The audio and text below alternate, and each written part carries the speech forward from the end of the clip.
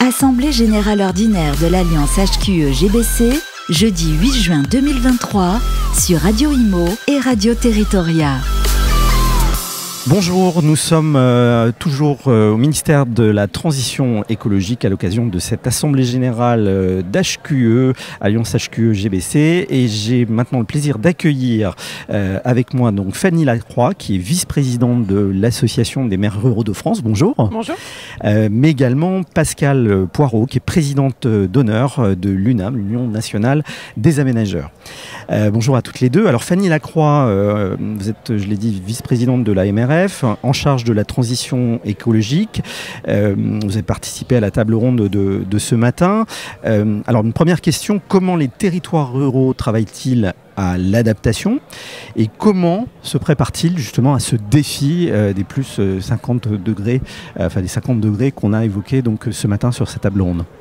Alors déjà sur le territoire, il y a de multiples initiatives qui sont prises par des maires très engagés et ça depuis déjà quelques années de cela. Donc nous on fait tout un travail pour essayer de recenser, donner à voir, donner à connaître et faire aussi du réseau entre toutes ces formes d'engagement qui sont déjà très abouties au niveau du milieu rural. Et puis après il y a donc aussi des communes qui voient arriver par le champ réglementaire un nouveau champ de contraintes. C'est vrai, on parle du ZAN, on parle aussi aujourd'hui beaucoup de la loi d'accélération des énergies renouvelables. Et donc il y a des maires qui se disent, ça y est, par ces aspects très concrets, que le territoire va changer dans ses ressources et aussi dans son paysage et qui commencent à se mettre au travail pour pouvoir être davantage acteurs et ne pas subir. Je crois que c'est vraiment ça aujourd'hui ce qui ressort notamment des travaux qu'on a lancés nous autour du grand atelier des maires ruraux pour la transition écologique qui rassemble une centaine de maires pour essayer de construire l'avenir, construire un regard prospectif. C'est vraiment dire la commune rurale, c'est une chance pour notre pays parce qu'on est au contact des concitoyens et parce qu'on représente aussi de l'espace et cette notion d'espace elle vient au cœur en fait de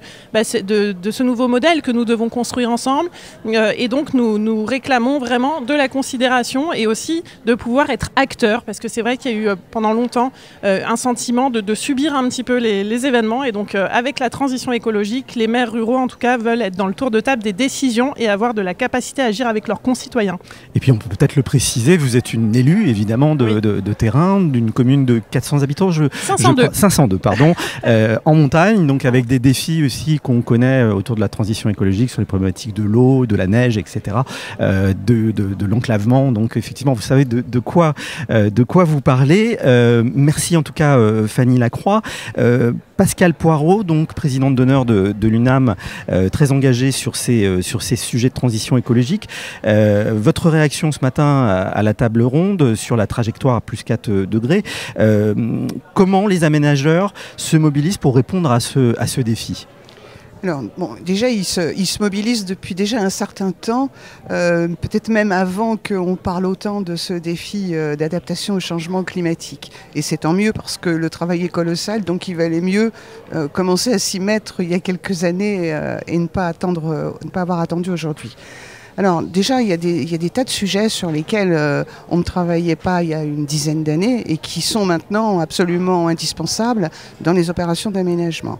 On a par exemple la nécessité de décarboner ou de faire en sorte que les bâtiments qui vont venir s'implanter dans nos opérations soient décarbonés. Donc il faut qu'on travaille sur les modes d'énergie sobres, sur les usages. Et ça aussi, c'est assez récent parce que jusqu'à présent, finalement, on travaillait avec les élus locaux, on travaillait avec évidemment tous les maîtres d'œuvre et les bureaux d'études techniques, mais finalement, les usagers étaient très peu présents parce que c'est compliqué.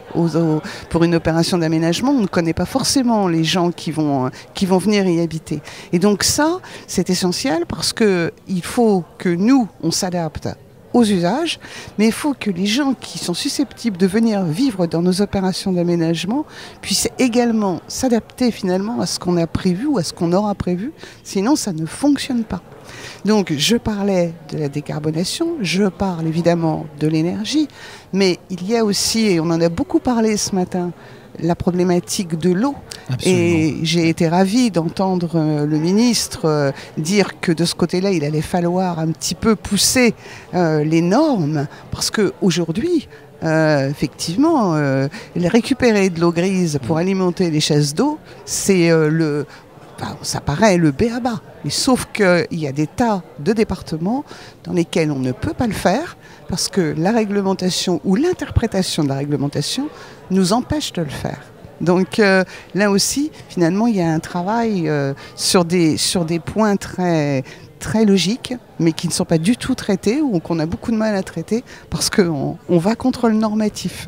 En effet, l'eau vient de rejoindre le plan de sobriété et c'est une très très bonne chose. C'est une nécessité absolue. On en parle beaucoup en ce moment avec l'augmentation de la température ces derniers jours et les contraintes que nous connaissons tous et que nous allons encore certainement vivre cet été. Voilà. Et puis, excusez-moi, mais pour finir, juste en aménagement, on travaille aussi maintenant beaucoup sur les mobilités, et quels que soient les territoires. Alors parfois, ça peut être une offre de covoiturage, mais qu'il faut quand même organiser, ou ça peut être des bornes de recharge pour les véhicules électriques, ce qu'on n'avait pas du tout l'habitude de prévoir.